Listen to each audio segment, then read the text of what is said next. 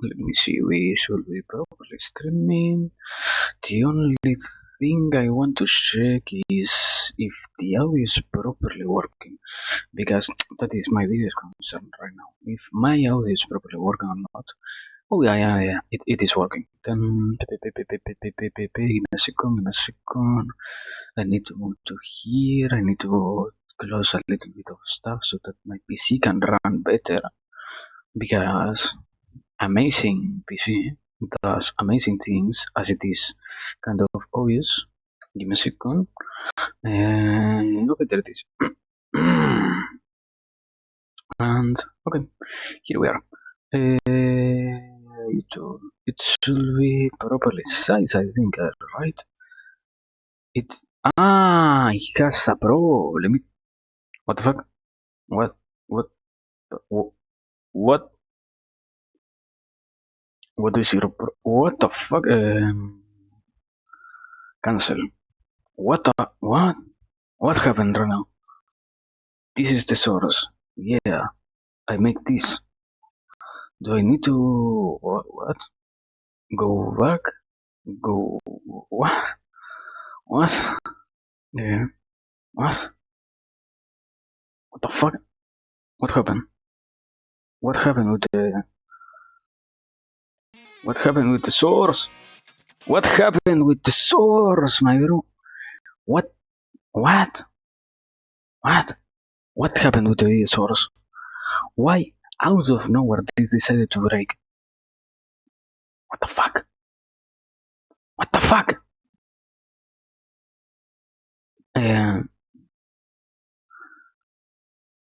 What?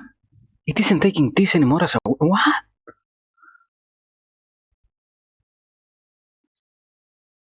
What the fuck is happening?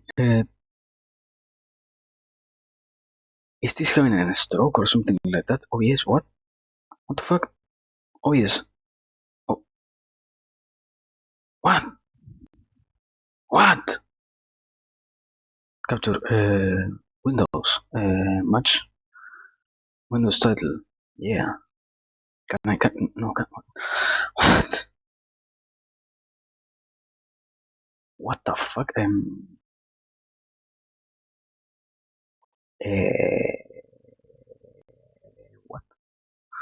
What? What?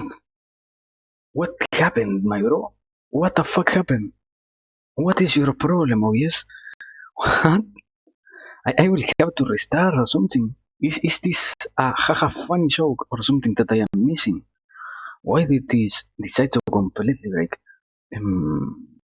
Grupo, yeah, me. Exactly. Welcome. Let me see. What the fuck? Why did it? What? YouTube. Yeah. Properties. Window.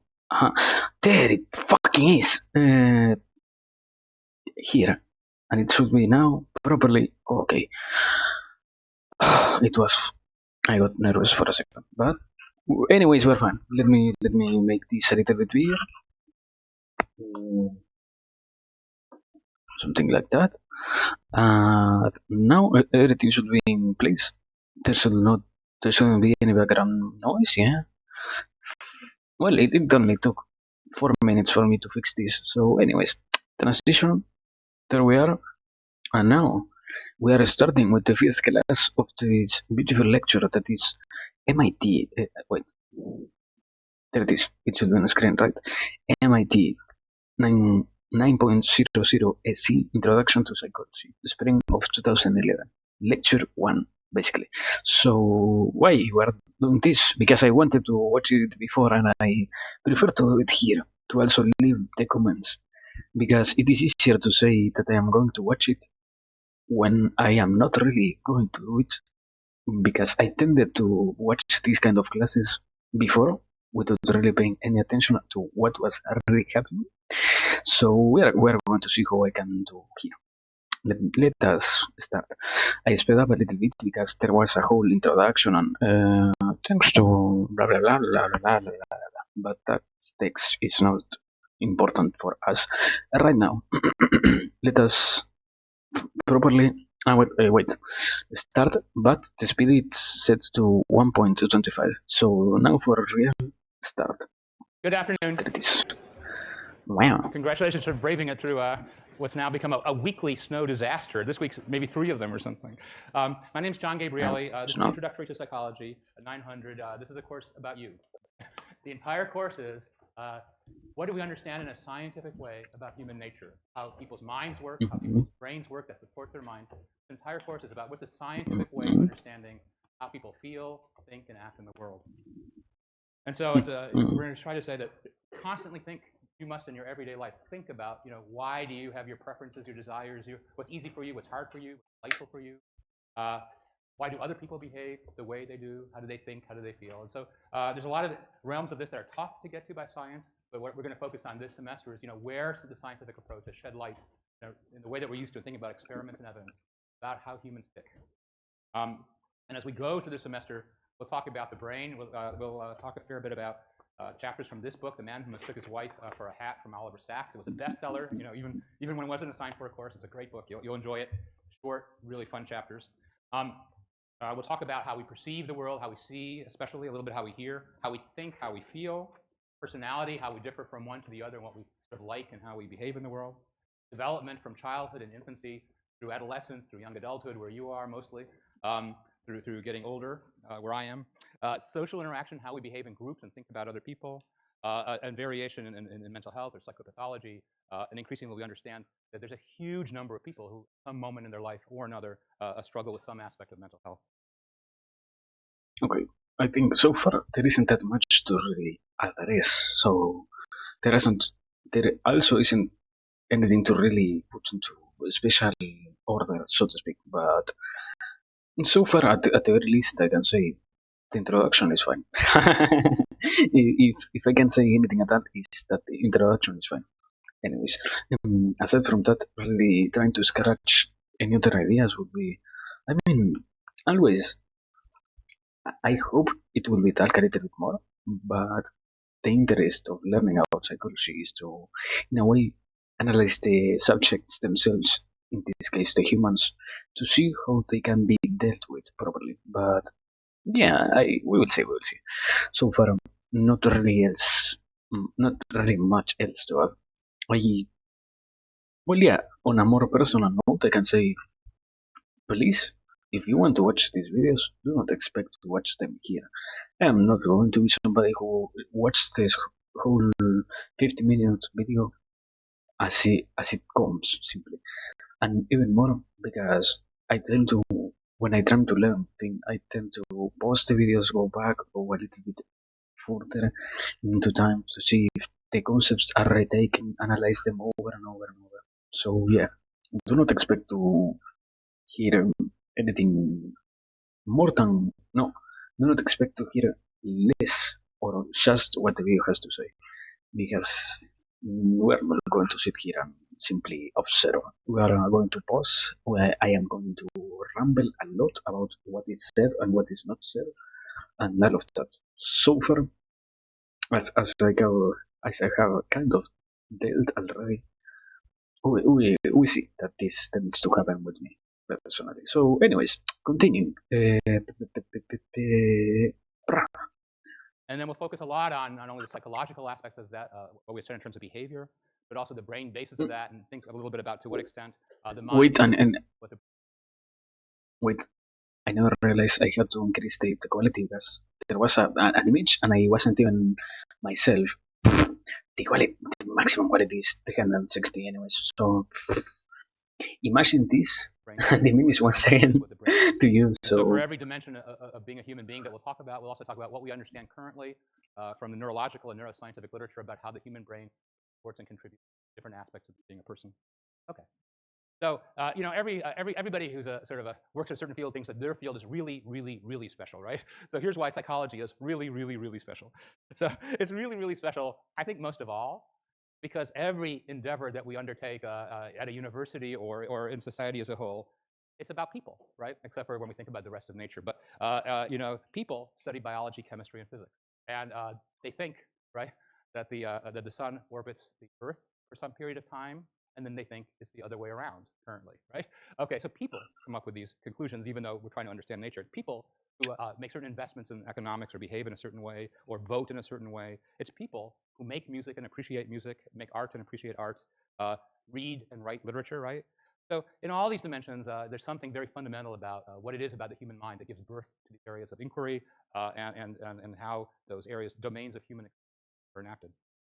So my only goal today is to try to convince you in a number of different ways that we're not simple video camera in our minds, between our ears, recording the world in some objective, simple way, that even the simplest, most obvious things are interpretations of the world around us at many different levels of thought and feeling and perception, and that our minds, the way our minds are constructed, determines the world that we experience, that we see, that we occupy.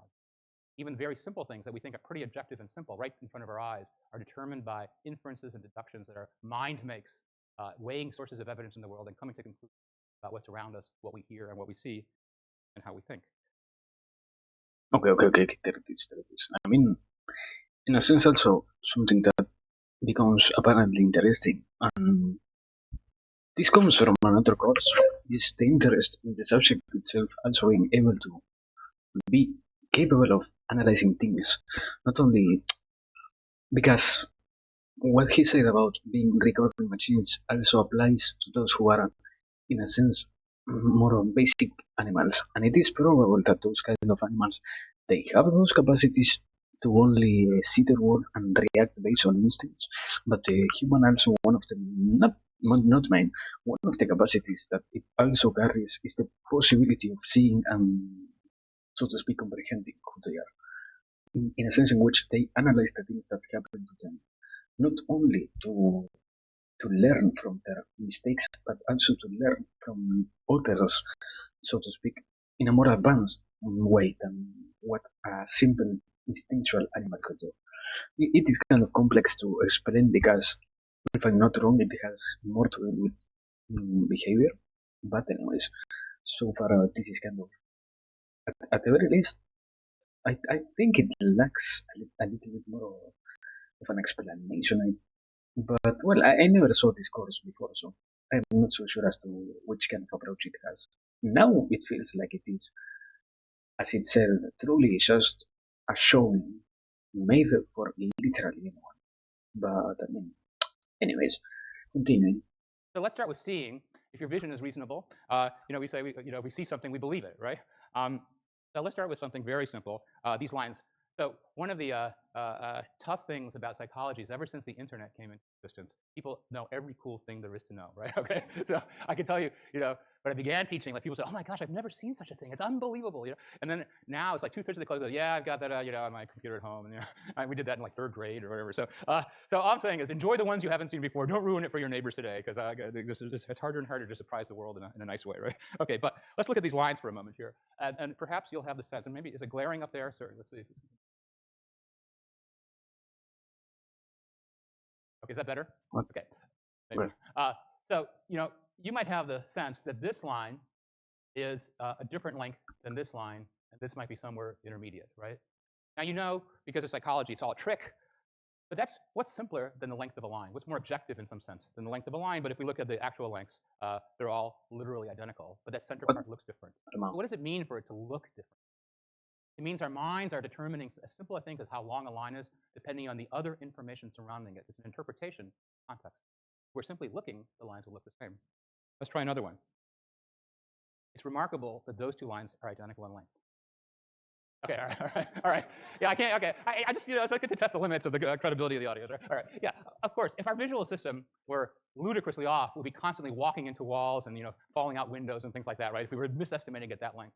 So the idea where we have visual illusions, and I'll show you some more that I think you'll be impressed by, it's not that our visual system is messed up or that psychologists think it's hilarious to trick us. It's that lots of things our visual system is brilliant at, but it's brilliant by having certain laws or principles that it follows. And we can show that it's following those principles by seeing that when we mess with the typical circumstances, those principles calculate the wrong answer. Okay, wait. Here's another one. Well, before, I hope the answer kind of lies on the fact that, let's go to this. If you, okay, the mouse should be shown, right? Anyways, Because Balmans are the most clever individuals, you know.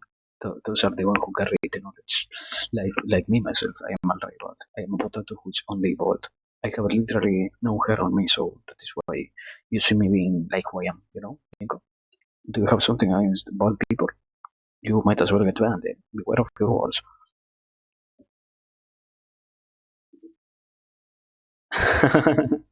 But what I was trying to say is, it is understandable that there are illusions, but it also lies on the manner in which the subject analyzes things. Because, for example, one of the main particularities that I wanted to what of the Bible, yeah, the Bible, not the Bible, the Bible, yeah, the Bible. Good luck with the Bible. Bingo.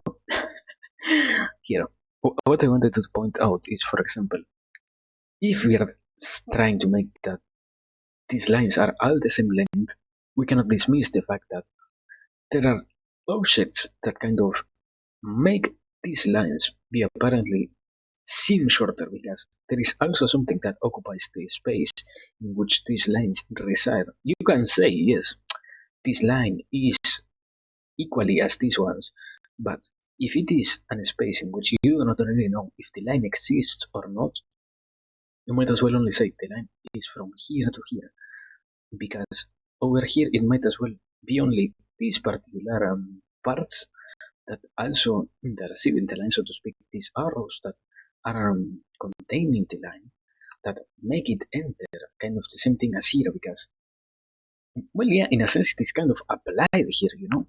You could also say that the lines end instead of here, they end here, because at the end of the day, they might as well enter. You know, you aren't skipping this whole fact over here as much as you're doing here. You're here, so to speak, taking into consideration something that you're dismissing in this case. The same as with this one. No, this one is okay, for example, but between this one and no, well, wait. Between this one is also wrong because you're also once again dismissing this part of here that lies in the parts in which subjectivity. I mean, the most important part, subjectivity. If you really think you're considering everything perfectly fine, no matter which kind of stance you have, you might as well need to reconsider.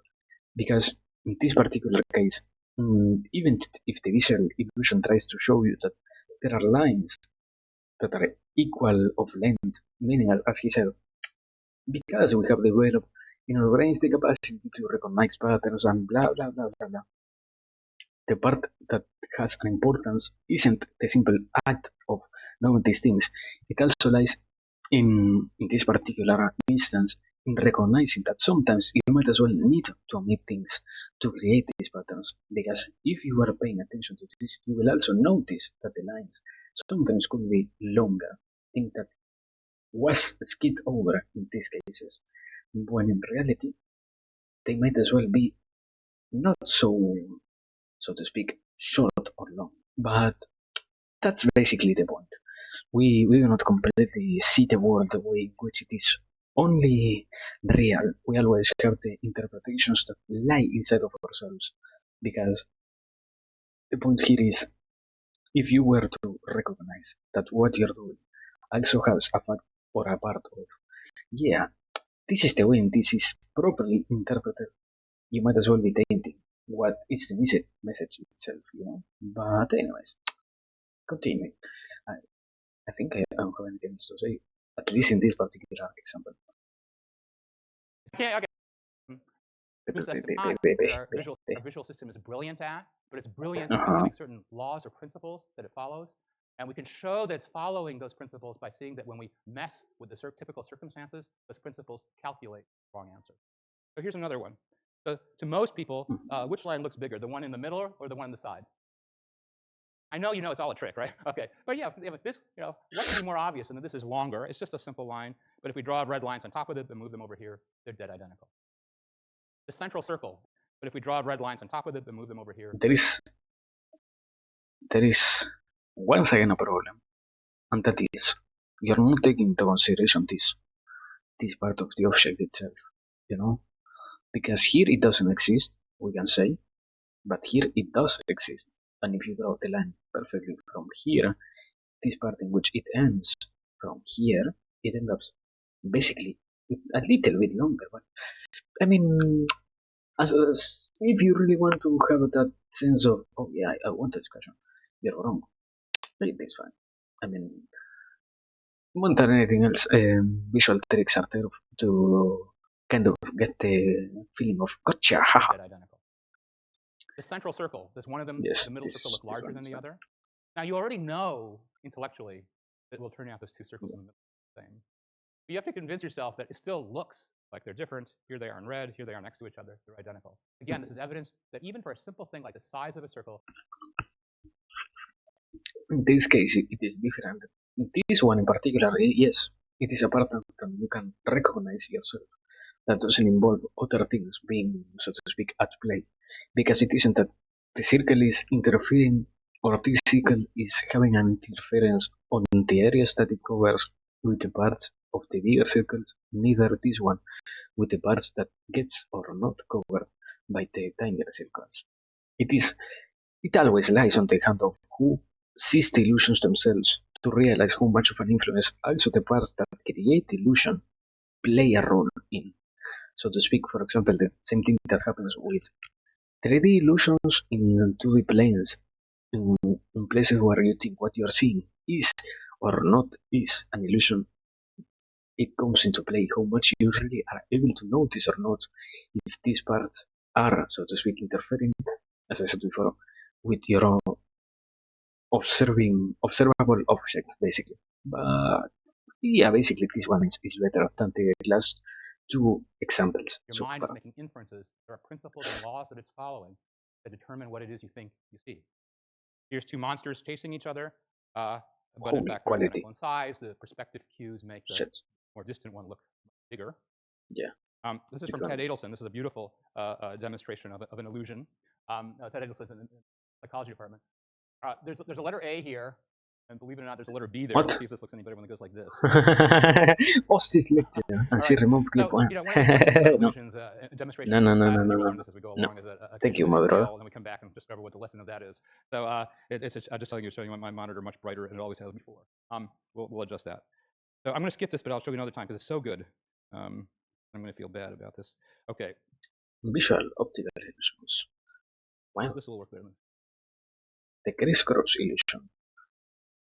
There is music. All the same shade of gray, right?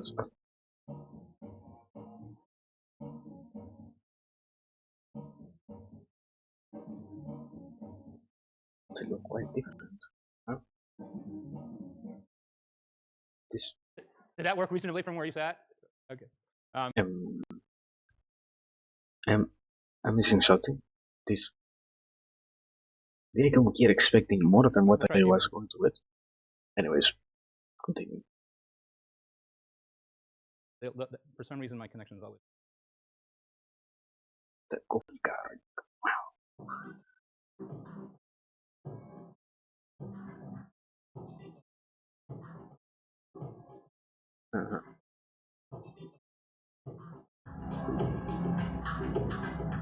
Holy fuck! Ah! Music! Ah! Yeah. There it is. It finished. I mean, I'm going to explain the points, my brother. I love it, but can you explain them? Oh, stop it with the music! Ah!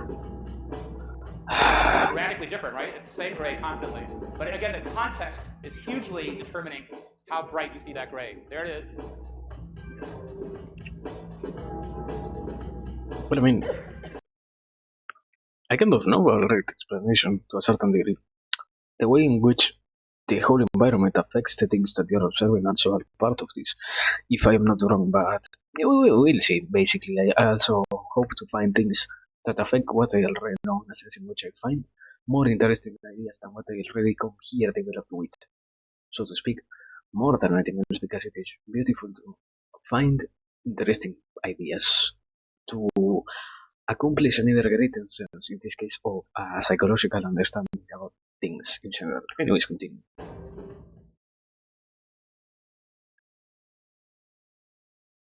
We have still one fucking sample.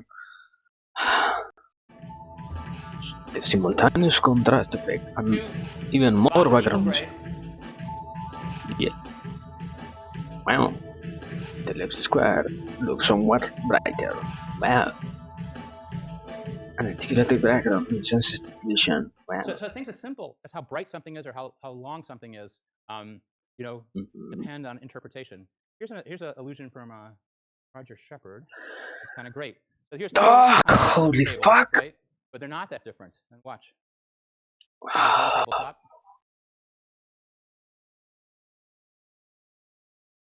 What? You're not impressed? So those are identical tables. Okay, want me to do it again? That's the identical tabletop.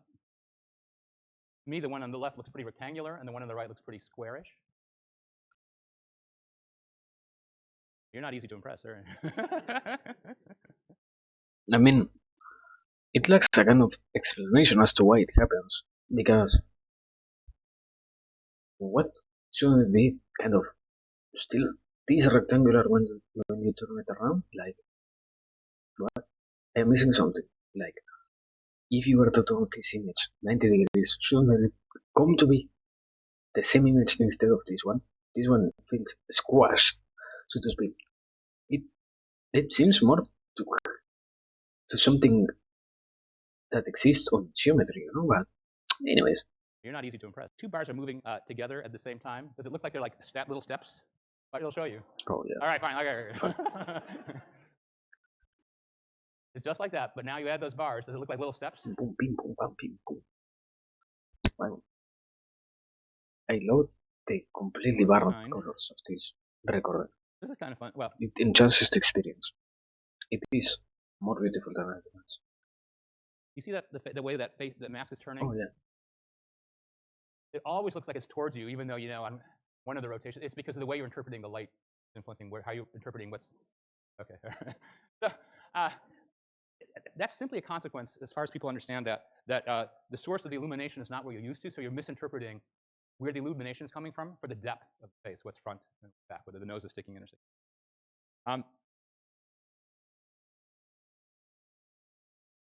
Okay.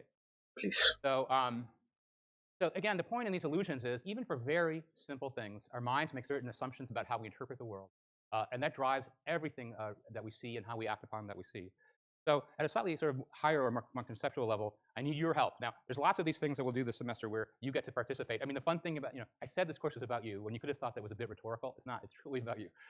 So you get to be your own laboratory. We get to share a laboratory sitting here. And what I'm going to do is ask for you to participate. You don't have to do any of these things sitting at your seat, but I think it's usually fun to do them. So what's going to happen is I'm going to show you a drawing, and let's look at the people to my left. So about in the middle, what? You can decide for yourself. About this way. Let's have you be Group A if you're willing to be that way. And okay, all right. All right. Because of that, I can't call you. I was going to call you guys Group B, but I already see that's getting me in trouble. So we'll call it Group B, but that really means equals A. But I'll just call it B. Okay. All right. So A and B. Okay. So what I need is Group B.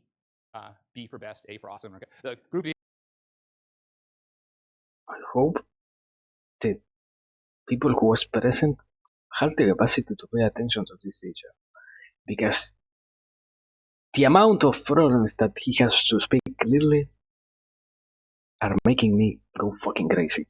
Even more because even at an enhanced speed, this still feels slow somehow.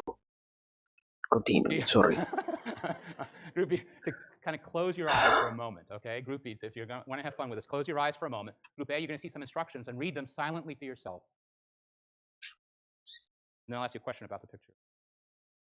Okay, Group A, you're now reading. Group B has your eyes closed. So read the instructions silently to yourself. Oh, we're on servers. Wow.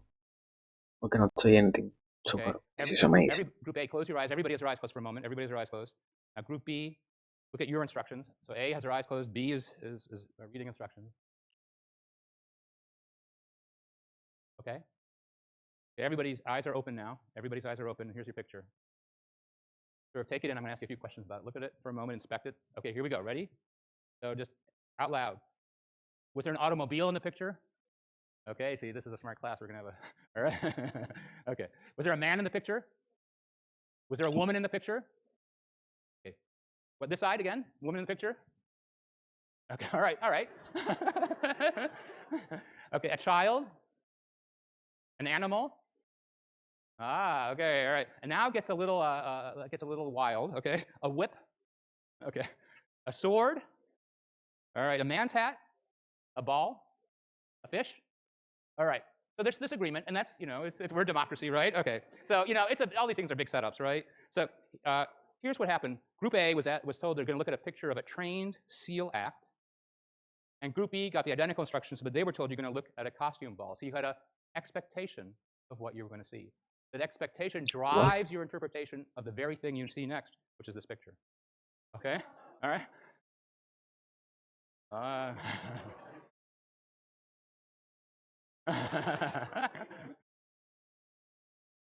Okay, is that all right? Okay, all right. And this is just for fun, right? It's a setup. You're participating nicely. But in the world, when groups that are arguing with each other about things like peace settlements, read a document or make a statement, how much do you think the perspective they start with guides the interpretation of what they read or what they hear, right?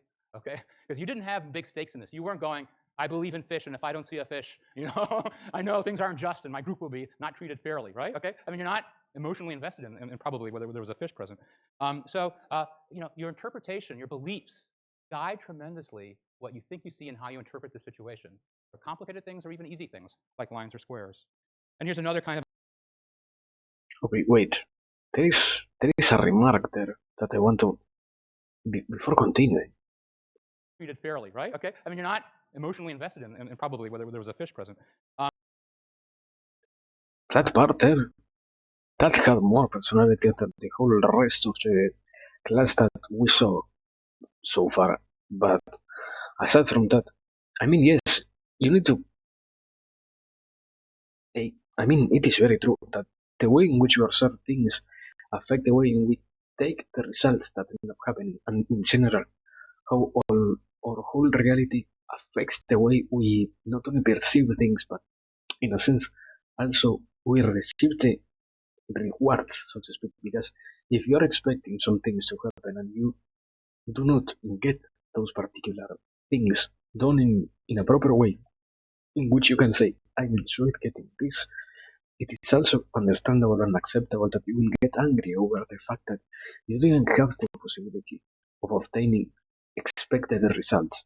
But in a way, I hope it is told, because so far I haven't really found anyone who has the real capacity of showing others a way in which you can get rid of this. You can only change it consciously to not be so attached, but you cannot get rid of your previous notions. They are always going to be there, affecting more or less, but they won't simply disappear. So I guess that's it basically. Mm, Beautiful things that are in the human nature. I mean, interpretations and expectations also are important. So continuing. Your interpretation, your beliefs guide tremendously what you think you see and how you interpret the situation, for complicated things or even easy things like lines or squares. And here's another kind of an example where you would interpret, that is a B for Baker or 13 if it's in numbers. Again, the context is driving a lot of the interpretation. Okay, now this is one of those examples that, again, some number of years ago, it was a huge hit. And now mostly people say, can't you come up with something better that we haven't all seen on the internet, okay? So if you know this, don't ruin it for the other individuals. But what I need is a few volunteers. You'll be facing me this way. We're willing to count something. And at MIT, we're pretty good at counting. Okay. No matter what. Good luck, but we won't. So what's the message of that? The message is, we've talked about what we perceive, what we see by expectations and context, but it's also we have very limited, what psychologists call attentional resources. We can pay attention to a limited number of things at a time. And even when those things can be right in front of us, if our attention is focused or occupied by something else, like counting the passes in a kind of a difficult scene, it wouldn't work if there was one or two passes only, because you'll notice it. But when your mind is focused on identifying all the passes among the players in the white shirts, moving Ah, other players and so on, then your attention is absorbed by that, and some of it is not left over to notice what's right in front of you. And we'll talk more about that, but it's a huge thing with humans that we can pay attention pretty well on average to a thing at a time under many circumstances, and other things escape us completely, even if they're obviously present. We're looking at them or paying attention to them.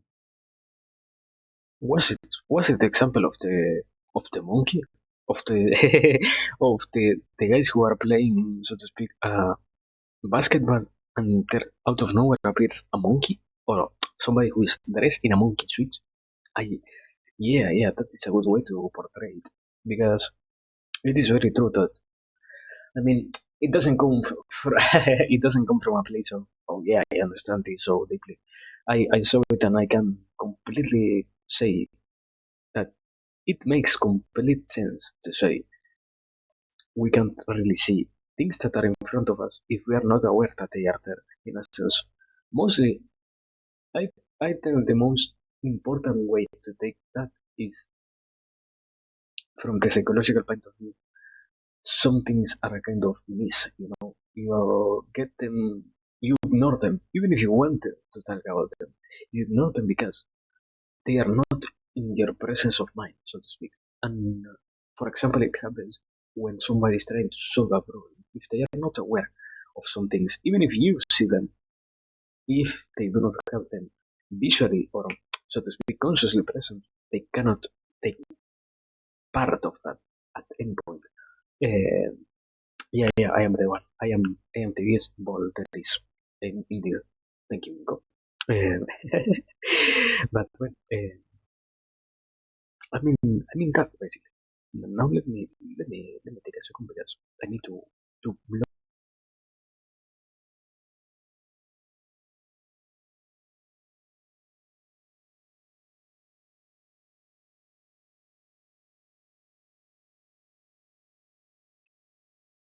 There it is. We're back.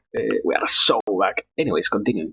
Yes, I guess in a way, if you can also grasp completely, and I will try to say it like this: if you already knew that it is important for individuals to have presence of mind over the things that are happening around them, you will say in this case if it is important or not to show them these realities in particular.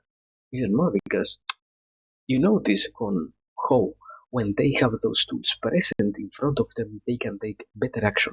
Or not better, but a broader action than to simply say, yeah, this is something that I understand or not. Because, say it like this, if sometimes you're not aware that your puzzle is missing some parts, you will not be able to understand that it also is incomplete. But if you see where is it lacking something, and you also have the capacity of knowing, at the very least, not in which place every single piece will end up going into, but just seeing and understanding that there are still pieces are left around, so to speak, that you need to search and try to basically put into the left spaces to make the whole picture clearer. If you have that, it becomes an easier time. As with that apology, basically, the whole picture is always better than to have some missing parts lying around. But it also comes more from the philosophical side. It also has to do with the fact of, can a human completely create a picture of anything? Because it also comes from the reality of we're subjective, no matter what we try to do. So we really can avoid being subjective when we try to create pictures of a complete anything. We might as well create a completely subjective picture, yes, but I don't think even if you tried your whole time, you will be able to picture something in a manner in which you can say, yeah, this is it, without not tainting, but simply affecting the things that you observe. because you are observing them, so to speak. But yeah, that's the point so far. So here's another example of how our minds make our worlds, what we see and what we don't see, what we pay attention to and what we don't pay attention to. And that's something to do with how we hear. So. Oh no. Oh no. Okay, so I'm going to replay this. I can't hear a shit, my brother. I am sorry, I can't hear a shit. So listen to what the guy's saying and take a look and just tell me, he's going to say, like, he's saying some letters, okay, just not a word. What is it? Okay, most people think he's saying da. All right, okay, da, da, da, da, da, da. Now, let's try that again, where I'm going to turn off the sound, and I'm going to run the same film. What does his mouth look like it's saying? Ga, ga, okay? But now we'll do one more thing, which is turn the sound back on, have you close your eyes and listen to what he's saying. Okay. What's he saying? Yeah. So it doesn't work for everybody every time, but the basic idea is most people think they hear the word da coming from the speaker. In fact, in their minds they do, because that's how they interpret what they're hearing. But in reality, the film clip is a film clip of the person saying ba, ba, ba, and then an audio recording of the person saying ga, ga, ga. Your mind intertwines across modalities what you hear and what you see, integrates them in some way below your level of consciousness. You're not thinking about it, and you come up with a different interpretation of what you hear, right? So what you see is one thing, what you hear is another thing. When your eyes are open and your ears are open, they meld together and produce something, a third thing that's entirely differently. Again, your mind interpreting what you hear, not your ear interpreting what you hear. Yeah, but I mean, in a simple sense. It also has to do, for example, this. If you understand that there are going to be things affecting your perception, you might not get only ga or ba. It comes from the side of also accepting that, as I said before, if you are aware that when you observe things, they change, you might as well not have at your full capacity, so to speak, the tools to create these particular things. Because here, as he said on the examples, if you close your eyes, you are going to notice that it is a ba, if you can hear it properly, because I can't.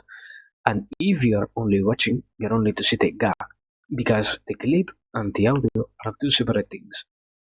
But the ra is only a result of you not trying to taint the perception of what you have, because it becomes a completely corrupted version once you are aware about that. I mean, you need not only to know that it is tainted, you also need, in a way, tools to properly interpret that which you are analyzing, so to speak. Yeah, probably fix his fucking audio, but I mean, it is 11 years old, this recording and this specific video, so I guess, well, no, it is even older, 12 years old. You cannot really expect to have that much of a quality content, So, anyways, at the very least, I hope we don't have to deal with so much of this kind of examples and blah blah blah. Again, your mind interpreting what you hear, not your ear interpreting what you hear, in a simple sense. Okay, how about things that we know? So let's think about this. If somebody were to ask you, which is farther east, closer to the... I don't live in USA, my brother. I don't know. I will say Reno. San Diego, California, or Reno, Nevada. Who likes San Diego as being farther east? A few hands. Who likes Reno as being farther east? Okay. Good luck. So, I don't know. Here's the mental map most people have, the mental map, which is, we know California is right next to the ocean, right? With Arnold Schwarzenegger protecting us on that side of the country, right? And then Nevada's a little bit more towards Boston, right? Okay, that's a mental map that most people have, and that's how the hands went up. This is the actual map, and the only actual map you've ever seen, ever, on a globe, on a map, anything. Because California takes a big turn on the south, San Diego is actually further east than Reno. I am so correct. We imagine, and most people do, that Reno is further east, when you've never seen I was wrong. That's shown you that. Never, ever, ever. Why? I guess because the sounds. Yeah. Oh no, my brother. So because it's farther from the ocean. Because in our mind we go, California is way out there, right? There's nothing. Hawaii is the only one out there farther. west, right? So our mind makes us answer despite that, and that's what we might think we might know. Now, we might not be totally certain. We might not bet the farm on that. Oh, no. Sorry. I'm like, title. I just saw your question. Give me a second. We are analyzing, not analyzing. It is rather I wanted to watch this for a long time, and it is on the title. What is it specifically? The lecture number one in this particular case of the MIT 900 SC. It is Introduction to Psychology. This is the first one. We had already went over how much? What it is?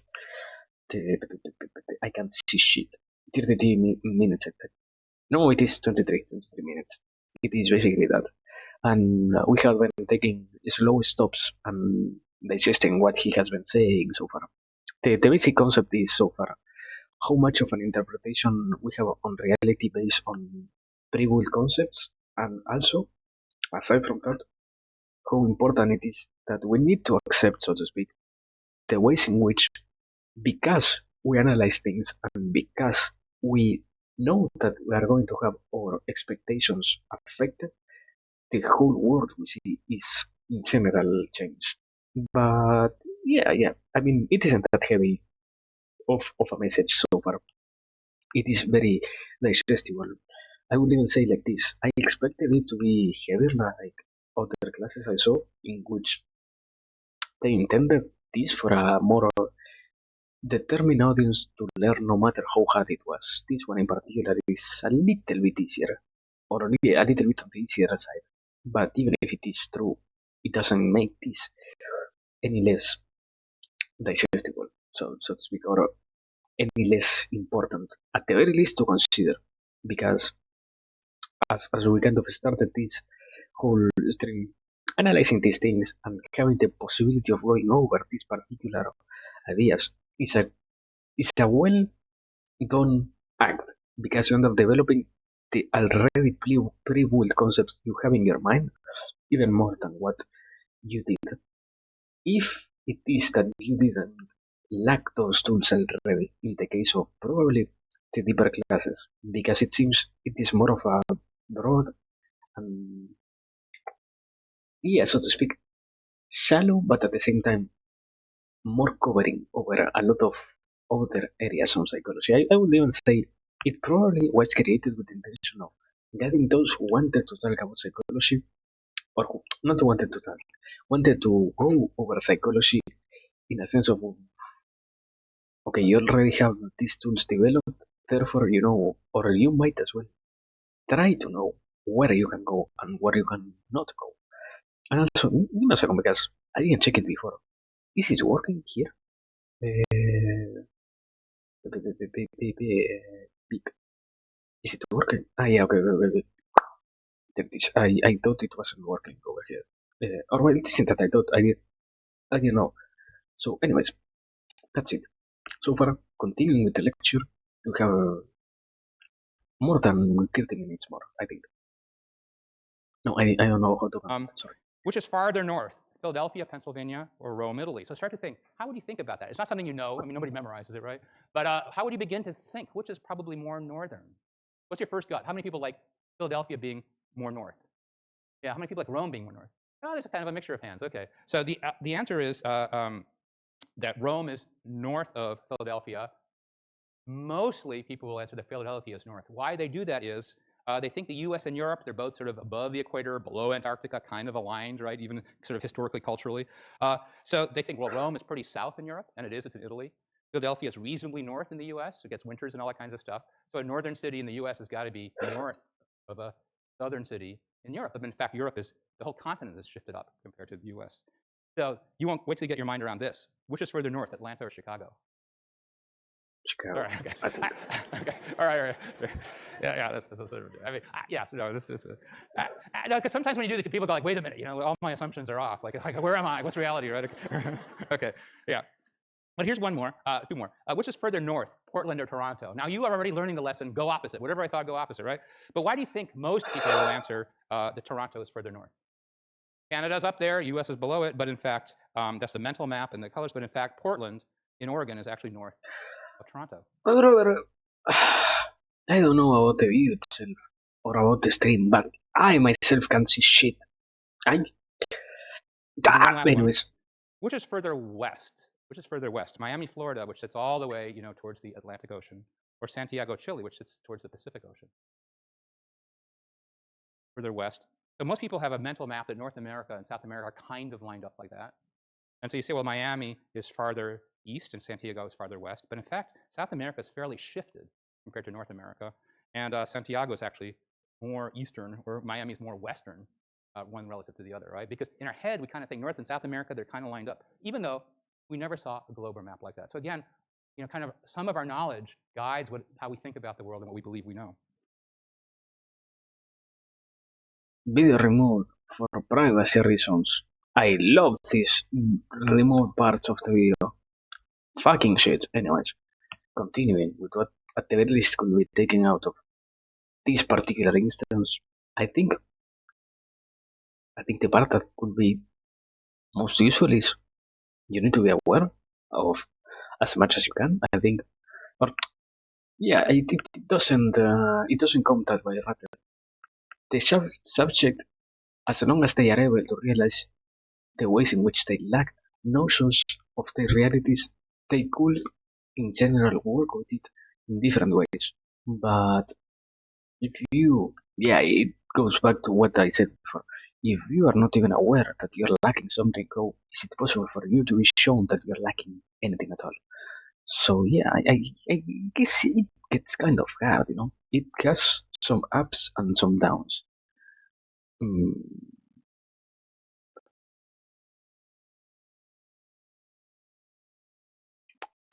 All right. Continue, so what's the point of this? It used to be called telephone, right? The story keeps changing. In part, it's hard to remember details in a story. People remember kind of a nugget, or what we call a gist in psychology, just a little point. And second, what you take as a point is how you then tell the next person, right? The way you interpret the story, something like that. Thanks very much. That was great. All right. Again, two things. Our memory for precise details is surprisingly modest, and how we interpret things changes things a lot. So now you had 4 brave students demonstrating some of the limits and properties of memory. So now here's an exercise you can do in your own seat. Okay, you're just knowing yourself how you did. So, but here we go. I'm going to read you some words, and then just give you. You don't have to write anything down. If you write it down, it's no good. And then I'm going to ask you on a recognition test whether you heard a word or not. Ready? So here's the list. So just listen, and then I'll test your memory for it right after. Here's the list. Sour, candy, sugar, bitter, good, taste, tooth, nice, honey, soda, chocolate, heart, cake, tart, pie. Okay? All right. How many people heard the word sour? All right, yeah, excellent, thank you. Chair, candy, hey, honey, building, sweet. Every hand up there, you have a false memory. Okay. Now, it's a setup, okay? Because here's the way they make these lists. It's a setup, but there's a huge lesson. And in fact, you may hear debates about what are real memories, what are false memories in court cases, in clinical cases. This is a laboratory experiment that's been the testing ground for lots of ideas about how we make real memories and how we end up with false memories. So here's the way they made the list. They took the word sour, and they took a lot of students basically like you and said, what's the first word you think of that goes with sour? And people came up with this kind of a list. Candy, sugar, bitter, good, taste, tooth, nice, honey, soda, chocolate, heart, cake, tart, pie. But they left out one word that people came up with a lot, the word sweet, okay? So your mind interpreted the list. You said, hey, this is all about things like that are related to sort of sweet things, sort of in one way or another. Sweet sugar, sweet candies, sour, sweet and sour. Honey is sweet, chocolate is sweet, right? So your mind imagined it heard the word sweet, and the majority of you put your hand up that you actually heard the word sweet. Your mind imagined it was there because that was generally sort of what was going on. That was the gist of the experience, okay?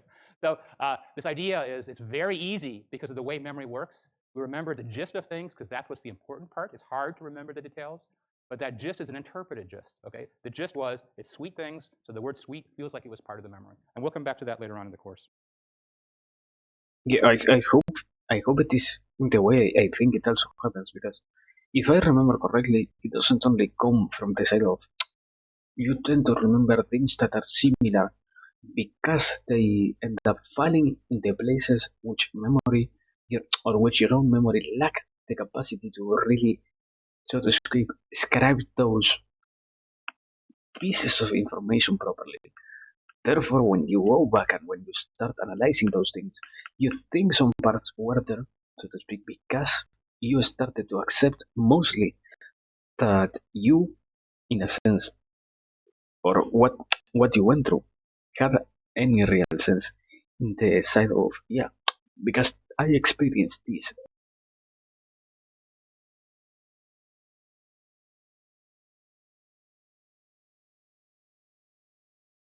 Because you went over the parts that lie, so to speak, in your existence, and because you accept, so to speak, the sides of what you are doing properly, you also know or not in a manner, not completely, not always, mostly because it is kind of impossible to be aware what you lack, as we have been saying. But you can see that it happens in the notions and in the what is it in the concepts of your own memories, that sometimes the ways in which you think some things felt was only a reality because you accepted the parts of those memories, so to speak, that fulfilled, or those false memories that fulfill other sides. You accepted them instead of really asking and really analyzing if it was a real memory or not, you know? So basically that. So one of the themes we'll talk about a lot in the course is both an amazing power of the human mind and an amazing peril of the human mind, and it's what psychologists call automaticity. It's that our mind, in order to be efficient and quick, does things automatically, without thought, without consciousness. It lets us walk without thinking a lot about where our feet are. It lets us speak quickly without thinking about the syntax or the vocabulary, right? It lets us do a lot of things. But so that's the power of it. The peril is once something becomes automatic, we lose control of it within ourselves. So I need somebody at their seat who's willing to read aloud something as fast as they can when they see it on the computer monitor. I can get a volunteer at your seat. Okay, all the way back there. Okay, and then I'll come to you for the second one. Okay, ready? Here it comes. As fast as you can. Go. One way not do enter. Okay, no, you got it. I couldn't trick you. Okay, okay. But you might imagine a person might misstate that, right? Okay. Was there another? Was it you? Okay, ready? Here we go. Go. I got you on that. Okay. Yeah. Yeah. Okay. Because your mind is automatically reading. It's, we have lots of evidence in psychology that you're barely looking at words like the. You're zooming over those things. They're almost invisible to you there, even though they're physically present, because your mind is looking for the big content, right? Like who cares about the word the, right? Your mind is going for the essential information, and it becomes literally blind to what's in front of you because it knows what it's looking for. Well, also, it wasn't, I hope it is presented here, sometimes the ways in which we recognize things comes from the side of knowing that we might as well commit errors. Therefore, we tend to not point out the errors, and even more when it's syntactically, as it was shown here.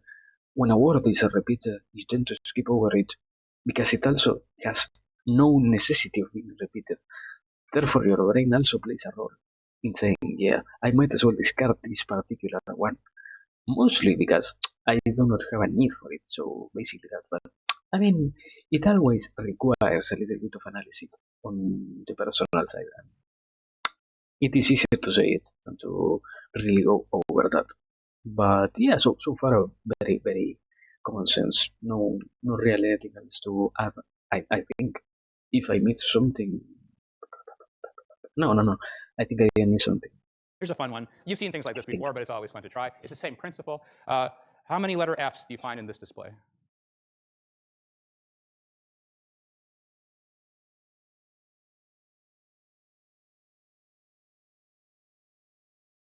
What? 5. Okay, so can I get some numbers? I, 4, 5, 6. Those are all good. we're not an exact science. We're okay. Okay.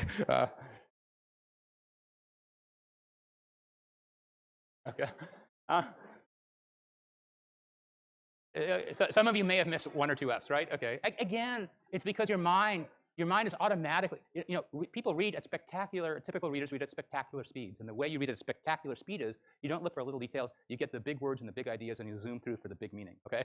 And you're leaving behind what you consider to be details. Yeah.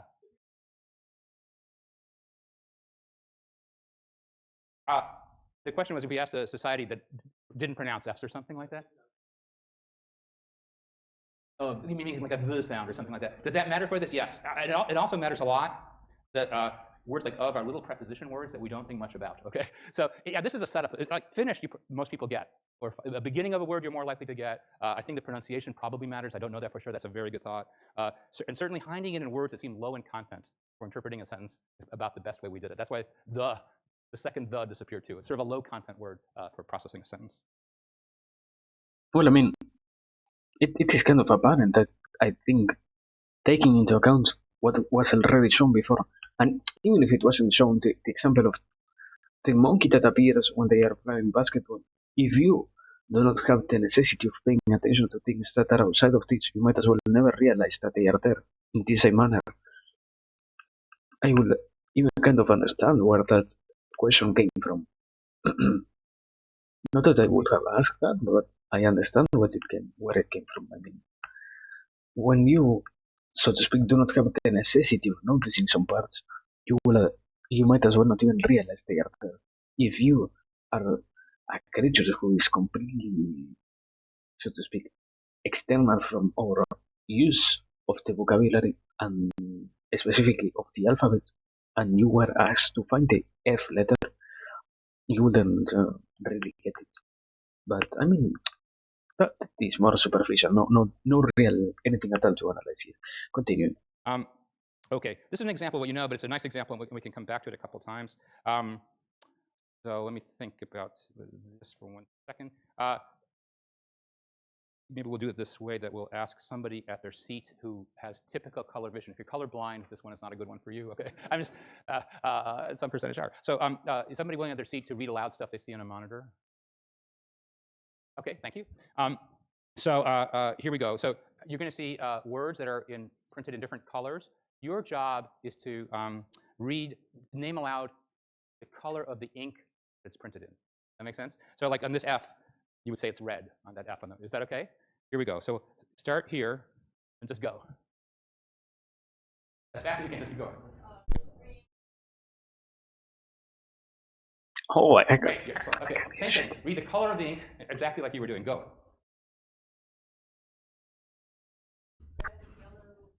You're pretty good. Okay, it's supposed to slow you down when you get the ink in the wrong color, and it usually does. But you were very good. Okay. All right. All right. Again, if you know this from courses in internet, don't ruin it for others, but think about it for yourself. So now we're going to turn to thought. There's 30 people in a room, 30 people. Just imagine you sat, there's groups of 30 here. You get the month and date of each person's birthday. So it's not the year they were born, but it could be December 1st or February 5th or something like that. What is the approximate probability that 2 people will have the exact same birthday? I can tell you the vast majority of people, under slightly less suspicious circumstances than this, will answer about 10%. That's the vast majority. The correct answer is. Hello. Why do you think, this is work from Kahneman and Tversky, we'll come back to this. Why do you think people tend to answer 10%, some 30? Very few people give you the mathematically correct answer, 70. Why do they do that? Because they tend to think, how often have I met somebody who has my exact birthday? And you go, not that often. It's not like every 30 people I meet, somebody says, you were born on March 3rd, I was born on March 3rd. And then you go have lunch and you go, hey, I was born on March 3rd. And then you go have dinner with another group and they go, I was born on March 3rd. You go, it's not something that happens a lot, right? So you go, well, that in real life, it doesn't seem to happen very often. But that's what we call a heuristic, a simple way to think about it. Your experience is kind of like that. But why is that incorrect mathematically for this question? Because the math depends on not that it's exactly your birthday, but any pair of birthdays among the 30 people. And then it goes way up. In fact, it goes to 70%. And if it's 24 people, 50%. If you're a group of 36 people, there's a 90% chance, just mathematically, that 2 people will share the same birthday. Okay? Because when we face things that are hard to think about, because there's no easy answer, humans tend to take shortcuts. Go say, what's the gist of my experience? That's what I think the answer is, even when a calculable answer is available. Human nature to make a shortcut based on your sense of your experience. But I mean, it is easy to dismiss what you already kind of have said. But not to be a contrarian, but if you do not even know, in a sense, how the maths work for these particular things, you cannot really say that these probabilities make any sense at all. And so, before continuing, if you didn't hear it, hello, sorry. he got a breakdown of that man. Yeah, but the important part is mm, not that the tools are there, but rather that the individuals know how to use them. Because in a perfect world, we will always have the solution for the problems as instantaneously as they appear in our lives.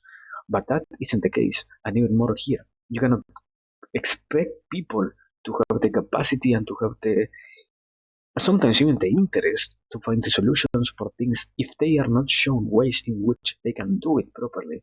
Even more, kind of as with what happens with psychology itself. If you expect the individual to out of nowhere find a whole good solution to their problems, because and that is something that is kind of very true. When you talk about psychology, you talk good solutions as things that do not harm the individual or those who are around it in real ways. If that is the case, you don't expect the individual to find solutions and to find the tools out of nowhere. You need to give them to those who you are working with. It goes back to what I said before. It is easy to say, haha, you got it wrong. But what really matters is, are you going to accept that you might as well not try to give those tools to other didn't try to do it? Because it is always easy to dismiss what people is failing at if you're not aware how much of an influence you could have on others. But anyways, So there's a very interesting line of work. Dan Gilbert at Harvard is a leading figure about this idea of thinking about your future. Now, thinking about our future is a big thing, right? We're thinking about what's it like in this course, what's it like in college, what's our friendship like, relations with parents, what's our future career paths, what kind of life will we lead, right? Our future is something that's hugely on our mind. I mean, I think very powerfully when you're a college student or graduate student. But, what's my future? And a big question that people have is, what will make me happy in a deep sense? What will make me happy in a deep sense? Because that's the life I want to lead, the values I want to have, the kind of career choices and personal choices I want to make, where I will devote my time on this earth. So most people, first of all, tend to think about good things, right? Which is positive things. Actually, I can tell you, we'll come later in the course. It's good to think that lots of positive things are happening. It's kind of a nice place to be in terms of being a happy person, right? But it turns out that people have done studies like this. So now this is particularly sensitive for a faculty member, but it could work for any sports team you've tried out or anything you've tried out for in your life. So what happens when we get reviewed for tenure? And you hear a bit about that. This was an easy study for psychologists to do. What they did is they called up people in the fall who were being reviewed for tenure. And you get tenure or you don't. And it's a bit of a sad process if you don't, right? Because you don't get tenure, and then you don't feel happy about that, and you have to call your parents and say, I didn't get tenure, and your parents go, come on, if you just slept better, you would have gotten tenure. And, remember the piano lessons you didn't take, and you go, all right. So it's a bit of a nuisance, right? On top of that, because weirdly in academics, we tend to be super specialized, you have to move out of town. You don't have to, but typically then a person who doesn't get tenure will get a job somewhere else. There's plenty of stories of people who don't get tenure at awesome places who are geniuses in history, okay? The tenure decisions are often wrong. But still, you'd rather get it than not. You'd rather get into a medical school than not. You'd rather make a sports team you want to be on than not. So here's what they found out. If they asked them, what happens if you don't get tenure? Everybody said, oh, it's going to be awful. It's going to be miserable. I'm going to be such an unhappy person. 2 years later, the average happiness of people who didn't get tenure was equal to the average happiness of people. I mean, happiness is more defined not only by a completion of one objective by another. If you in your life am taking this incorrectly, I am attacking this too much, rather than simply trying to accept the information.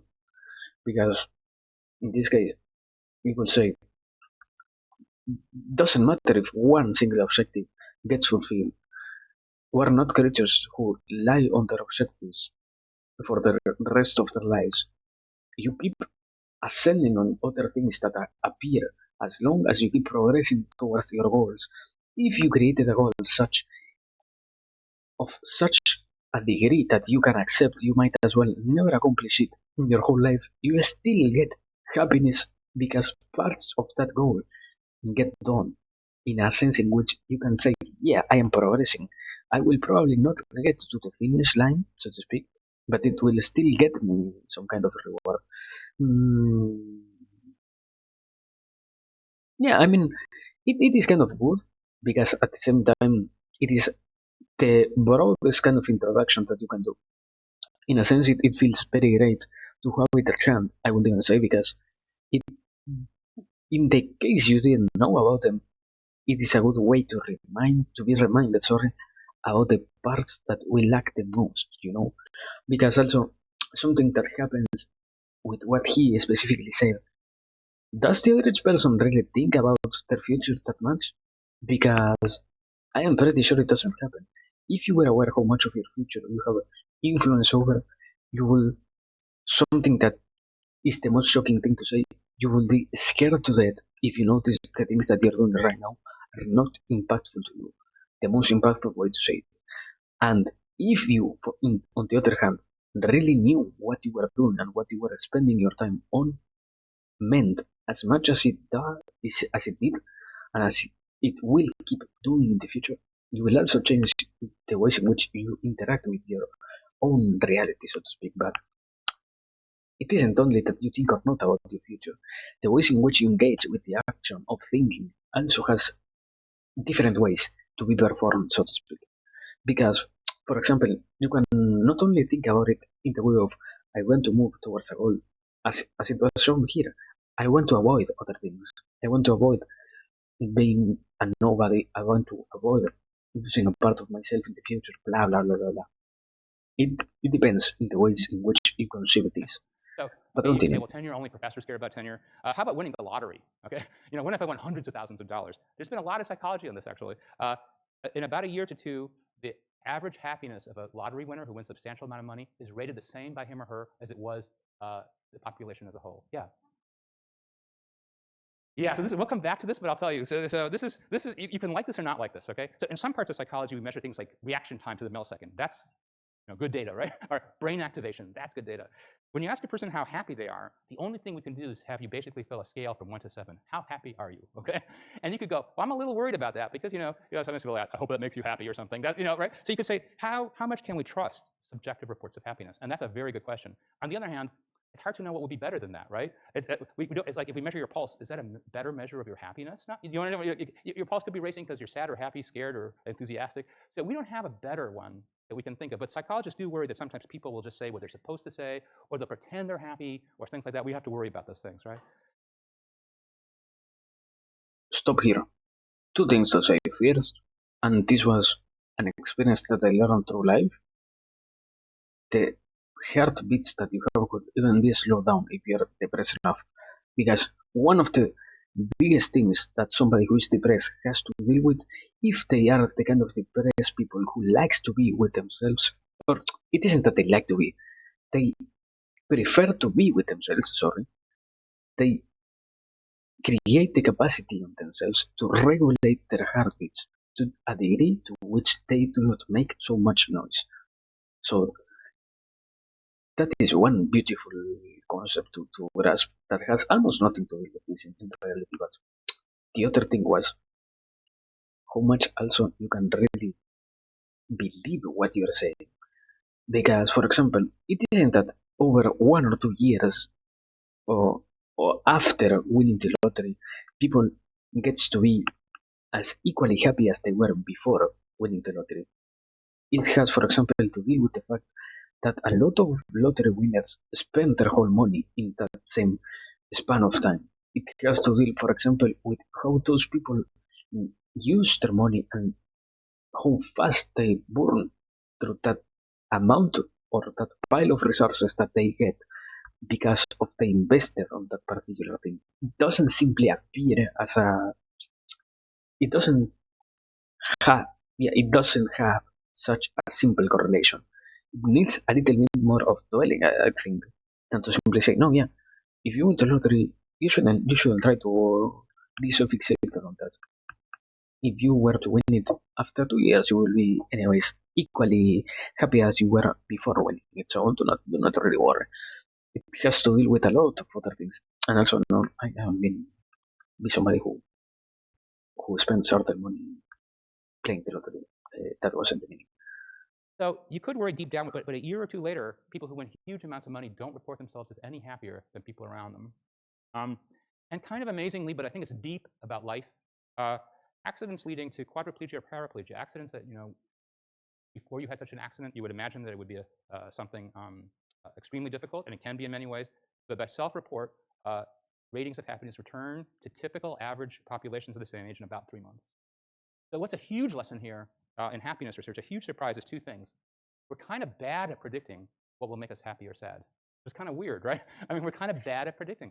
There's all these things where we think they would make us happy or make us not so happy. It turns out we're wrong when it's studied at all scientifically. So we'll come back to that later on, because it's a very deep thing about being a human is what makes you happy, and your wrong guess is sometimes about what does. So let me end with a last experiment. So we really haven't done experiments until right now. And this is now a sensitive and difficult issue, which is problems we have in dealing with racism. And here's a study that did the following. It said, well, in North America, certainly, Canada, the US, a study was done in Canada, racism is widely condemned, as I think most of us believe it should be. But examples of blatant racism still occur. And one recent poll said that about a third of white individuals reported hearing anti-black slurs in the workplace in the last couple of years. Pick one thing. So how does this happen in a society that speaks so much about not being racist, about treating everybody equally, fairly, and kindly? How does it happen that we still struggle? And it's a very deep, difficult question about human nature and the world we live in. But here's something, again, about this that's a hint about why it's hard to get society to change some of its behaviors. So here's the experiment. Okay, it's an actual experiment. So they took two groups of college undergraduates and randomly assigned one to be in the forecaster group. That's a group that tells you how they think they would feel and how they think they would act for certain circumstances. And then an experiencer group. That's a group who actually undergoes an experience, and I'll tell you what that is now. So in the experiencer group, pretend you are the research participant. You walk into a room, and you see in that room a black male and a white male. Now, those two are what psychologists, for some reason, have called confederates. Those are role players. They know what they're doing. Okay? They have a plan of what they're going to do. They're going to put on a little show for you, but you don't know that. Okay? And the black male stands up and leaves the room to get his cell phone, and he gently bumps the white male. This is all set up. Okay, you're just sitting there, and you see that little bump. And now there's three different groups. One group, that's it. Nothing else happens. Small bump, and the person leaves. A second group, as you sit there, black individual leaves the room, and the white individual says, quote, typical, I hate it when black people do that. It's meant to be obviously provocative, racist. And then what they consider an extreme slur, white person in the room playing this role uses the derogatory word that's meant to be an extreme slur. So one more thing you need to know. Now you're sitting there, and you're either in the control group, or there's been this slight bump, or there's been a moderate slur, or an extreme slur in their words. The black male returns. Don't forget, he's in on it. So is that white male, but you're not in on it. You just think there was a bump, and something else may have happened depending on which condition you're in. And the experimenter then gives you a survey about how you feel right now, sort of like the happiness, but it's not that. It's like, how do you feel right now? And then asks you to pick between those two people a partner for an anagram experiment that you're about to do. Okay? So they're going to ask you, this is sort of this question here, what's the difference or similarity between what you say your feeling is and what you really do? Both things are important, but do they line up? Do they not line up? Okay. So here's the results. Here's a graph, and here's how this works. Negative emotional distress. The higher the bar, the more you say, I feel really bad about what's just happened. Okay, I just heard this comment or no comment. So let's take a look. Higher the bar. If you heard no comments, here's how you begin. So let's start with the forecasters. All of you are forecasters because you're pretending you're in the situation, but you're not in it, right? So there was no comment. Okay, that's sort of average or something. And then you said, if you heard a racial slur, you would feel terrible. You would feel terrible. But look at the other students who are randomly picked. We don't think it's a difference among students. Look at these gray bars. They're pretty flat. Okay? The person on the spot is somehow not processing this. They're filling out, I feel average. Okay? You see the split between the values that the person thinks they would have and the values that are responded to on the spot and what we'll talk about later on in social psychology is there's a tough gap often between the values we espouse and how we act when there's especially unexpected, difficult things, okay? And very often, if you've had any experience like this, afterwards you go, oh, what I should have done is this, or I wish I would have said that. But that moment is not happening at that moment, partly because you're kind of weirded out by the whole thing, like what's going on? Why would the person say this? This is, something doesn't seem right. I can't kind of sort it out. And so people tend to shrink in terms of making a strong conclusion of what's going on if something seems unusually provocative. And you could say, well, okay, that's their attitudes. Well, I mean, how about their action? Who do they pick to be their partner? And again, the people forecasting said, if I was in this situation. Okay, yes. It happens. Or another thing that I saw before was you cannot expect people to react when you are not, so to speak, giving them the chance. If you want them to have a reaction, you might as well try to be almost provocative in that sense. You cannot expect anybody to out of nowhere get into a rage fit because they heard something that was demeanor being said to other humans. You simply analyze what is happening. You simply go over the contents itself of the event and you see was that person in this case given the possibility of acting or not. You cannot expect anybody or you cannot weigh, so to speak.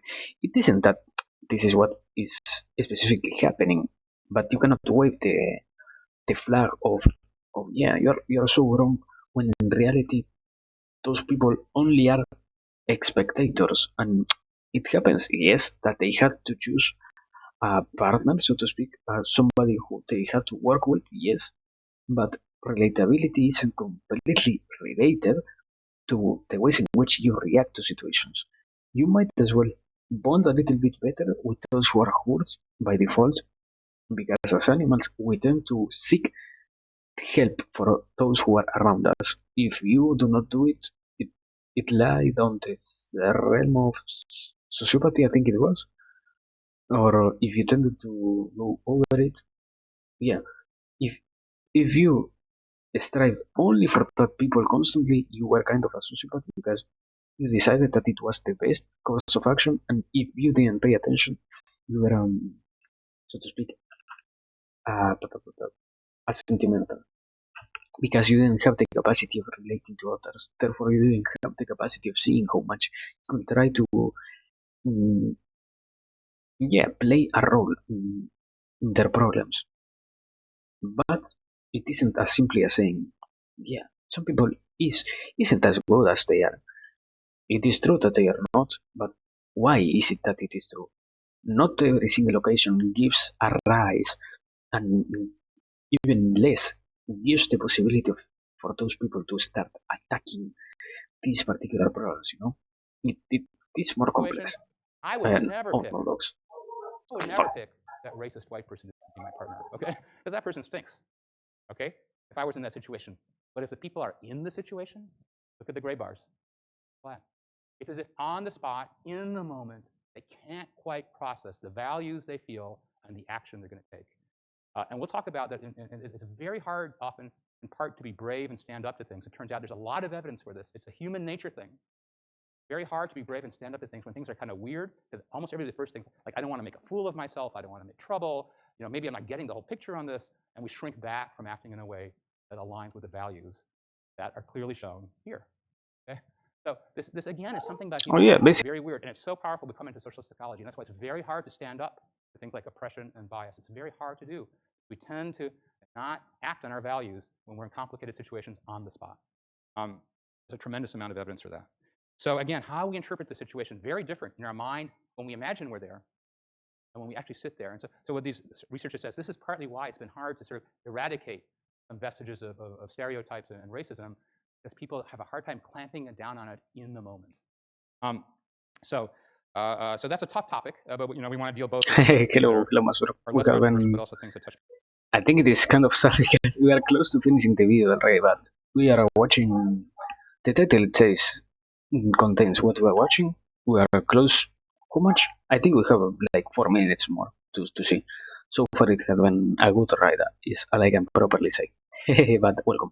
I hope whatever you can see here on the last minute is useful to you. In the real world that we live in. So we talked about the scientific study of the human nature, mind and behavior, how what we see and hear is determined so much by how our mind interprets the world around us, how we remember things like word lists or stories is hugely influenced by what we expect to see, like in the picture, how we think we know things, like where Reno is compared to San Francisco, how we think about things like the probability that we'll have somebody else will have the same birthday that somebody else will in a group, and the relationship between how we feel and how we act. The very feelings we have are often disconnected for actions in the moment. And then sometimes it has a sort of a difficult consequence. And so we'll explore all these things through this semester, all the different facets that we could possibly get through one semester of what it is to be a human, and where science has showed us something about human nature. Yeah, basically. But well, I think it is kind of sad because what you so there was the final resume of this. No much else to really add. But well, I mean, what I can really say now that it is finished, it is a good resume at the very least. It serves. I don't know if it serves as a foundation, but at the very, very, very, very minimum, it gives a little bit of an explanation. And I do not know if it sparks a desire to keep learning, but anyways, we have to watch it completely. We will have to do it. So let me get my own schedule because I don't remember when is it that we're going to watch the next lecture of this type. I think it was going to happen. Let me see. Let me no. I won't come up with it out of nowhere. I might as well be correct or directly shut up because I personally do not remember. So let me see. Uh-huh. Not here. Um,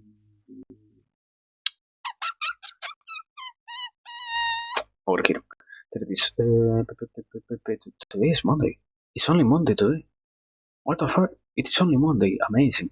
We are going to go on Thursday over the second class, and well, on Friday we also have a kind of more study focus class that is going over the third and the fourth. If nothing happens, but anyways, so far we did well. Yeah, and it was very very easy to digest. I think so. Not that much to really complain. So well, I think that's it for today. The video has finished, and we did what we could with what we had at hand. So we might as well rewrite in the next occasion. I don't really have much more to add so far. I hope we can really get more content out of the future analysis that we do of this. I in a sense almost pray for it to be more content filled because so far it had very rough ideas and not so detailed things so that you could say, yeah, I got anything out of this particular concept or blah blah blah. So, anyways, it was good. And what matters the most is even if it wasn't that tiring, it still requires us to take a break at night. We are once again getting here. I don't remember yet. I didn't see it, and I already closed that list or that schedule as to what we're going to do tonight. But whatever it is, we're going to do that, which I do not remember right now. But well, that that that's it. I think I should I should try to raise someone. Yes, I should try to do that. Let me. I want to write some. Let me check. Let me open Twitch main page because I don't have it. Okay, this one in particular should be fine. I think. Yeah. As always, people, please take care. Have a great experience doing whatever it is that you decide to do. As we will take some break for today, and after that we will come back to analyze a little bit more of things.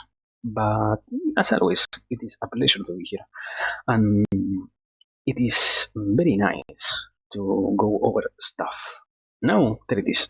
We are raiding Melon into Melon Vtuber. That is the whole description I am going to give about who is it.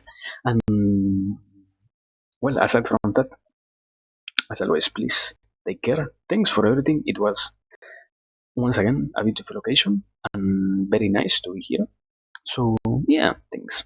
We will reunite in the future. Thanks for hearing, for looking, for watching the world, for everything. Now, oh yeah. As always, thanks to you for being here, dear Spoon. That's it so far. Right. And the message is there in chat. So now for real, right.